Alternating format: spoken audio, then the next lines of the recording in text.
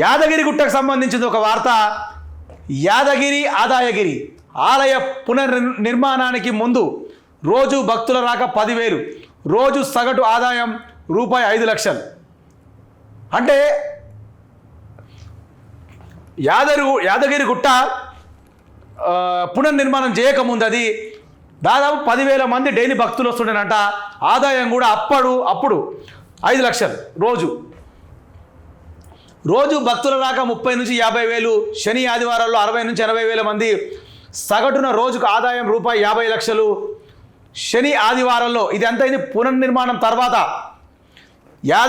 Yadagirigutta develop చేసిన తర్వాత, యాదగిరిగుట్ట మన కట్టిన తర్వాత, మంచి కట్టిన తర్వాత, ఇది కేసీఆర్ గారు గవర్నమెంట్లో చేసిన తర్వాత ఇప్పుడు చెప్తున్న లెక్క. రోజు భక్తుల రాక 30 నుంచి 50,000, శని ఆదివారాల్లో 60 నుంచి 80,000 మంది, సగటున రోజుకు ఆదాయం 50 లక్షలు శని ఆదివారాల్లో 70 లక్షలు. ఈ నెలల 16న రికార్డు స్థాయిలో ఆదాయం 1.1 కోటి 4 లక్షలు అని చెప్పేసి కూడా చూడవచ్చు. నిరుడు ఇదే కార్తీక మాసం నవంబర్ 19న 1,16 లక్షలు. ప్రస్తుత కార్తీక మాసంలో మొత్తం ఆదాయం 16,31 లక్షలు. కార్తీక మాసంలో నిర్వహించిన వ్రతాలు 23,470 అని చెప్పేసి కూడా ఇక్కడ వార్త చూడవచ్చు. అంటే యాదగిరిగుట్ట డెవలప్ చేయకముందు, యాదగిరిగుట్ట ఉండే డెవలప్ చేయకముందు రోజుకు ఓన్లీ 10,000 మంది భక్తులు వస్తున్నట. మళ్ళీ రోజు ఆదాయం ఎంత? డైలీ ఇన్కమ్ యాదగిరిగుట్టది 5 లక్షలు మాత్రమే. యాదగిరిగుట్ట కట్టిన తర్వాత, కేసీఆర్ గారు వచ్చిన తర్వాత మొత్తం భారతదేశంలోనే గవర్నమెంట్ పైసా పెట్టి కట్టిన ఏకైక గుడి యాదగిరిగుట్ట. చాలా మటుకు ఇప్పుడు మన రామ్ మందిర్ కట్టిర్రు, అది రామ్ మందిర్కి సంబంధించిన ట్రస్టు, చాలామంది ట్రస్టులతోటి కడతారు. కానీ గవర్నమెంటే స్వయంగా దిగి గవర్నమెంట్ డబ్బుతోటి కట్టిన టెంపుల్ ఏదైనా ఉందంటే అది మన యాదగిరిగుట్టనే. అయితే ఏదైతే యాదగిరిగుట్ట మంచి డెవలప్ చేసిన తర్వాత మాత్రము దాదాపు డైలీ భక్తులు రాక 30,000 నుంచి 50,000, అంటే అప్పుడేమో 10,000 ఉంటుండే, డెవలప్ అయిన తర్వాత 30 నుంచి 50,000 వరకు భక్తులు రాకపోకలు జరుగుతున్నాయంట డైలీ. ఆదాయం కూడా శని ఆదివారాల్లో, శని ఆదివారం మాత్రం 60 నుంచి 80,000 మంది, ఆదాయం మాత్రం సగటున అప్పుడేమో 5 లక్షలు వచ్చింది, ఇప్పుడేమో సగటున ఆదాయం 50 లక్షలు. అంటే దాదాపు 10 టైమ్స్ పెరిగింది అప్పటికి ఇప్పటికి. ప్రజలు అట్లే వస్తున్నారు, భక్తులు అట్లే వస్తున్నారు, ఆదాయం కూడా అట్లే పెరిగింది. అదే శని ఆదివారం అయితే మాత్రము 70 లక్షల వరకు ఆదాయం ఉంటుందంట.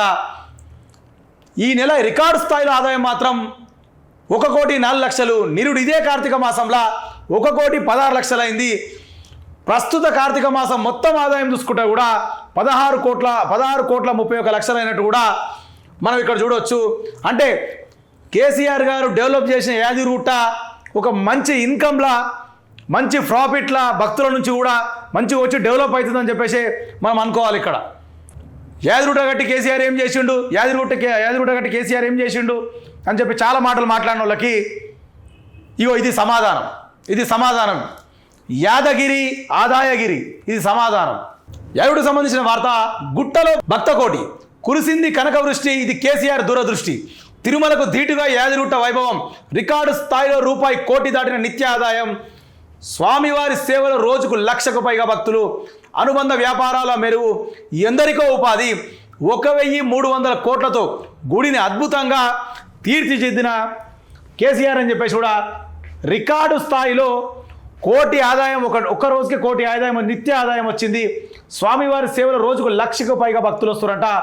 అందుకే గుట్టలో భక్తకోటి.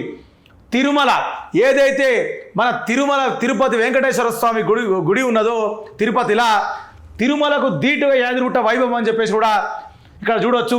ఇదంతా ఎవరిది అంటే కేసీఆర్ చేసిన ఘనత, కేసీఆర్ పెట్టిన గొప్పతనం అని చెప్పాలి. ఈ క్రెడిట్ మొత్తం కేసీఆర్ గారికే పోతుంది. చాలా ప్లాన్ తోటి రూపొందించిన ఇదంతా గుట్ట, యాదగిరిగుట్ట, యాదాద్రి. ఆయన అంత మంచి గుడి కట్టి యాదాద్రి అని మంచిగా పేరు పెట్టుకుంటే మళ్ళీ మన సార్ వచ్చి రేవంత్ రెడ్డి గారు వచ్చి యాదగిరి అని పెట్టిండు. మరి ఎందుకో ఆయన పేరు ఎందుకు మారవాలనిపించిందో, ఆయనకి ఏమనిపించిందో అర్థమవుతలేదు. కానీ మరి అదే యాదగిరిగుట్ట నుంచి ఇంత ఆదాయం వస్తుంది మాత్రం ఏ ఒక్కరు చెప్పరు. మళ్ళీ వేరే పేపర్లో అసలే చెప్పరు. ఇప్పుడు నమస్తే, ఇప్పుడు ఈనాడు ఇట్లా తీసుకో, ఈనాడు ఆంధ్రజ్యోతి సమస్య లేదు, అస్సలే చెప్పరు. నమస్తే తెలంగాణ కాబట్టి మన తెలంగాణ పేపర్ కాబట్టి చూపిస్తుంది. షేర్ చేయండి, లైక్ చేయండి, సబ్స్క్రైబ్ చేయండి. మరిన్ని వీడియోల కోసం బెల్ సింబల్ పై క్లిక్ చేయండి.